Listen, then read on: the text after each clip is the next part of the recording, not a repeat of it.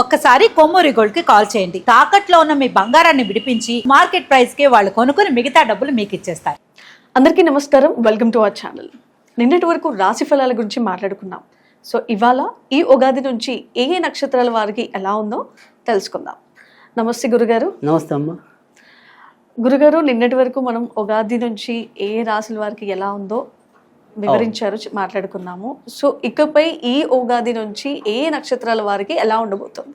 మీరు అన్నట్టు నిన్నటి దాకా మనం ఉగాది నుంచి ఏ ఏ రాసులకి ఎలా ఉంటుంది, అందులో బాగున్న రాసులు ఏంటి, బాగుండని రాసులు ఏంటి, పెళ్ళయ్యే రాసులు ఏంటి, పెళ్లి కాని రాసులు ఏంటి, ఇలా రకరకాల విధానాల్లో మనం ఆ రాసుల గురించి తెలుసుకున్నాం.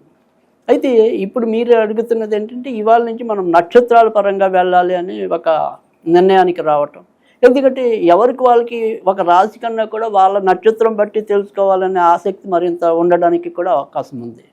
సో నక్షత్రాలు అనేవి అందరికీ తెలిసిందే, 27 నక్షత్రాలు. ఈ 27 నక్షత్రాలు కలిపితే మనకి 12 రాసులు అవటం అనేది ఉంటుంది.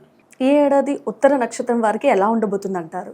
ఇక సింహరాశిలో ఉత్తర నక్షత్రం అనేది కేవలం ఒక పాదం ఉంటుంది. మిగతా 3 పాదాలన్నీ కూడా కన్యా రాశిలోకి వెళ్ళటం అనేది అయితే ఉంటుంది. అయితే ఇక్కడ సింహరాశిలో ఉన్న ఉత్తర నక్షత్రం వాళ్ళకన్నా కూడా కన్యా రాశిలో ఉన్న ఉత్తర నక్షత్రం వాళ్ళకైతే కనుక మరింత మంచి పెరగడానికి అవకాశాలు ఎక్కువ ఉన్నాయి. అంటే ఇక్కడ ఏదైతే సింహరాశిలో ఉన్న ఉత్తర నక్షత్రం వాళ్ళకి కొంతవరకు ఏదో రకమైన ఆలస్యాలు, ఆటంకాలు ఎదురవుతూ ఉండటం, మొదట చిక్కులు పడి దాన్ని మనం పోరాటంతో మళ్ళీ ముందుకు తీసుకెళ్ళటం, అంటే కొంత స్ట్రగుల్తో విజయాలు పొందే అవకాశాలు మనకి సింహరాశిలో ఉన్న ఉత్తరకు ఉంది. అది ఇక్కడికి వచ్చేప్పటికి కన్యరాశిలో ఉండే ఉత్తర వాళ్ళకి అయితే కనుక టెన్షన్ పెట్టినా కూడా ఎక్కువ సక్సెస్ ఉంది.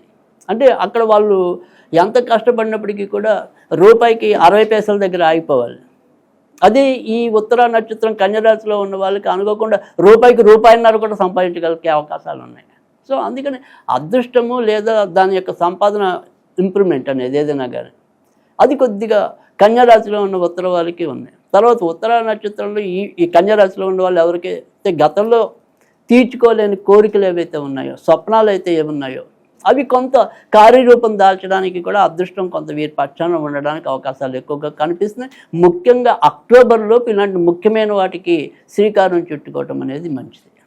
ఉత్తర నక్షత్రం వారికి ఏ రత్నం ధరిస్తే మంచిది అంటారు? ఉత్తర నక్షత్రం వాళ్ళకి సాధారణంగా చెప్పేది అయితే కనుక కెంపు చెప్పడం అనేది జరుగుతుంది. అయితే వీళ్ళు కెంపు కన్నా కూడా వీళ్ళు కూడా శ్వేతపుష్యరాగం ధరించడం వల్ల, తెలుపు రంగులో ఉండే పుష్యరాగం ధరించడం వల్ల మంచి ఫలితాలు పొందడానికి ఉంటుంది కన్యారాశి వాళ్ళు.